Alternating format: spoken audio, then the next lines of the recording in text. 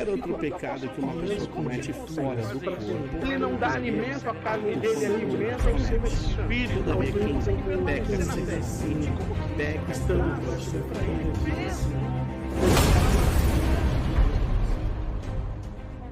Quando nós falamos da celebração da ceia do Senhor, como um sacramento, então você pega estes princípios, os mesmos. Então você tem ali um ato de substituição da Páscoa. Não estaria ao todo, conforme a nossa concepção, tão distante daquilo que cremos. A única diferença é que nós não entendemos como algo único. Nós segregamos, separamos. A semelhança dos dispensacionalistas. Então, aquele que crê no aliancismo, porém, não a aliança do pacto, mas o aliancismo batista, por exemplo, ele vai entender que não é um ato único, sequencial, que sofre aperfeiçoamento. Ele vai entender que são figuras. É como se a Páscoa apontasse para um evento futuro, fosse uma sombra do que seria futuramente a ceia do Senhor. Então, dentro desse conceito é que nós trabalhamos. Então, para que a pessoa compreenda o que é a figura, eu entendo que primeiro ela tem que compreender qual é a sombra. O que apontava, o que significava. Por que que no Antigo Testamento se faz menção disso? Qual era a importância da Páscoa para o judeu? Qual é o significado da Páscoa? Para que você compreenda o significado da Páscoa, veja que ela é uma sombra do que se manifestará em momento posterior, que será a celebração da ceia do Senhor. Então, para que nós possamos entender a Páscoa, nós temos que observar o que está lá no Antigo Testamento, por exemplo, lá em Êxodo, no capítulo 12, a partir do versículo 1, e ali você tem ali desde o 1 ao versículo 14. Aí você vai ter a narrativa do episódio, entendeu? Que faz menção desse momento da Páscoa. 12 do 1 ao 14. Isso. Vamos lá. Então, hoje, Bíblia, hein, irmão? Hoje tem um pouco. Hoje tem um pouquinho de Bíblia. Então, o pastor já deixou o convite para você olhar o nosso vídeo do batismo, que aí vai ser um complemento aí, entrando com o assunto da ceia, 2 sacramentos para algumas igrejas e 2 ordenanças para muitas igrejas. Então já fica aí a dica. Então vamos lá. Livro de Êxodo, capítulo 12, a partir do versículo 1. Disse Yahvé a Moisés e a Arão na terra do Egito: que este mês seja para vós o princípio dos meses. Será o princípio, vai ser o primeiro mês do ano. Falai a toda a congregação de Israel, dizendo: no dia 10 deste mês, cada um tome para si um cordeiro para cada família, um cordeiro para cada casa. Entretanto, se a família for pequena para consumir o cordeiro, então se juntará com o vizinho mais próximo de sua casa, conforme o número de pessoas. O cordeiro será escolhido na proporção de cada um puder comer, que cada um puder comer. O cordeiro será macho, sem defeito, de 1 ano. Vós escolhereis entre os cordeiros ou entre os cabritos, e o guardareis até o dia 14 desse mês, a toda a assembleia da congregação de Israel, e o degolará à tarde. E tomarão um pouco de sangue, passarão sobre os 2 umbrais e sobre as vergas das portas das casas em que o comeram. Naquela mesma noite, comerão a carne grelhada no fogo, com pães matzah, não fermentado, e ervas amargas a comerão. Não comereis dele nada cru, nem cozido em água. O animal inteiro, incluindo a cabeça, as pernas, os miúdos, será assado em brasa. Nada deixareis sobrar até pela manhã. Caso isso aconteça, queimareis o que restar. Ao comer, estai pronto para partir. cinto atado, sandálias nos pés e cajado na mão. Comereis às pressas, é a Páscoa do Senhor. E naquela mesma noite eu passarei pela terra do Egito e matarei todos os primogênitos, tanto como dos animais. Executarei juízo sobre todos os deuses do Egito. Eu sou o Senhor. E o sangue, porém, será para vós um sinal nas casas que estiverdes. Quando eu vir o sangue, passarei adiante. E a praga de destruição não vos atingirá quando eu ferir o Egito. Esse dia, portanto, será para vós um memorial, e celebrareis como a festa perene para Yahvé nas vossas gerações, e celebrareis por decreto perpétuo. Amém. Amém. Bom, essa é a instituição da Páscoa, né? Então ela tem aí em si a explanação completa, o momento em que isso acontece, qual é o motivo que a faz surgir e o seu significado. Então, quando você olha para esse texto, o que você vai verificar? E ali, Deus está mencionando que vai estabelecer juízo. Então, ele diz que existe a necessidade de que um sacrifício seja feito.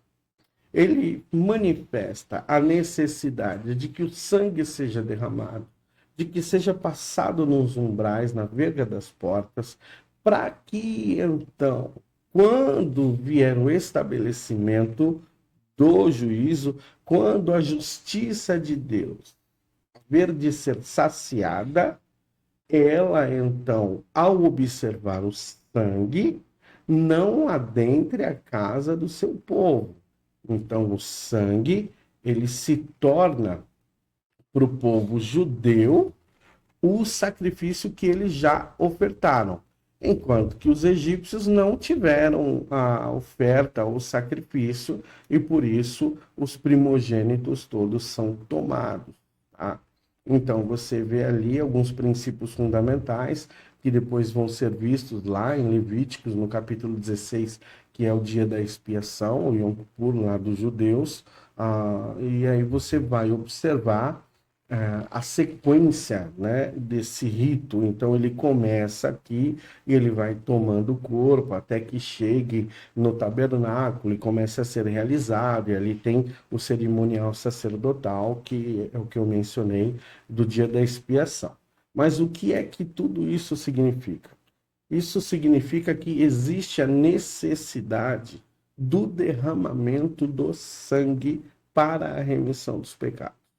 Então, no ato de participar daquela refeição, daquele alimento, daquele sacrifício, iria poupar o seu povo de passar pelo juízo de Deus.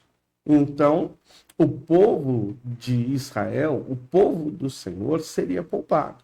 Agora, fazendo alusão a isso, transportando lá para a celebração da ceia, ele vai observar e vai ter como primícia os mesmos fundamentos. Então, do mesmo jeito que o sangue derramado de animais gerava uma justificação temporal para o povo do Senhor, que tinha ali a oportunidade de fazê-lo uma vez por ano, agora o sangue de Jesus é quem justifica de todo o pecado. E aí a gente pode percorrer os textos bíblicos para trazer essa ênfase. Mas o que eu quero mais destacar aqui é o simbolismo de tudo isso. Então você tem ali, em relação ao povo judeu, você tem um histórico de algo que foi praticado, que é símbolo, que é figura daquilo que haveria de ser praticado lá na frente pelo nosso Senhor Jesus Cristo, que está dizendo quem está ali participando, quem são os participantes daquele ato, é o povo judeu que está participando. E aí depois você tem a questão da inserção dos prosélitos, mas aí só para ter uma ideia de como aquilo tudo está acontecendo. Então você tem os participantes, Aí você tem a instituição feita por Deus, você tem a prática do cerimonial como é celebrado, e você tem o seu significado.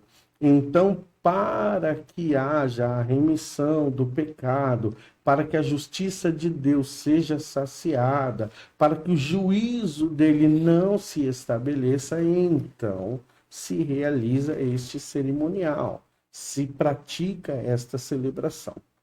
Quando chega o momento que Jesus vai participar, ele traz este simbolismo para o ato que ele está realizando.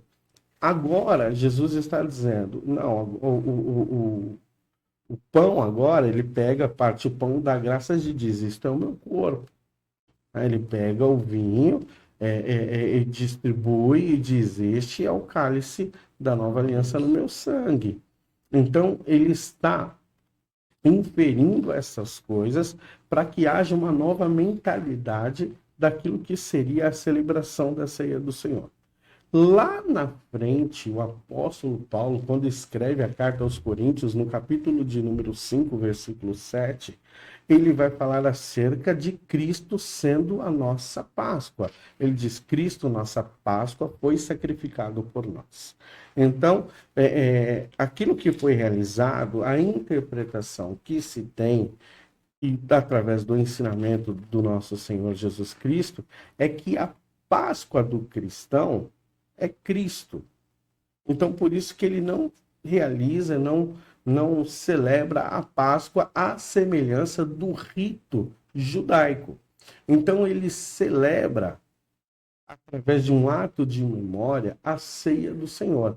Esta é a instituição do nosso Senhor Jesus, através da ceia do Senhor. Então, quando você começa a vaguear nos símbolos, nos significados, você precisa compreender um pouco mais acerca do que significa o dia da expiação, do que significa a justificação pelo derramamento do sangue, o que foi o sacrifício do nosso Senhor Jesus Cristo na cruz do Calvário, qual foi o tabernáculo que ele adentrou e derramou o seu sangue, que aí vai estar em Hebreus no capítulo 9, quando está explicando o sacrifício de Jesus Cristo e está fazendo menção, correlação com aquilo que era praticado no Antigo Testamento, sangue de animais e o contraponto do sangue de Cristo. Então você começa a observar ali todo o símbolo deste acontecimento, para quando chegar na celebração da ceia do Senhor, você ter uma ideia do que aquilo tudo vai significar.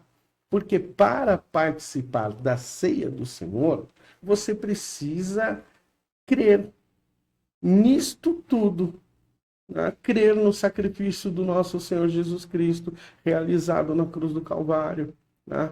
Crer na graça, crer na expiação do pecado pelo sangue do nosso Senhor, a justificação do pecado pela fé em Cristo Jesus. Então, qual é a condicional para realizar esta celebração? É compreender o que ela significa.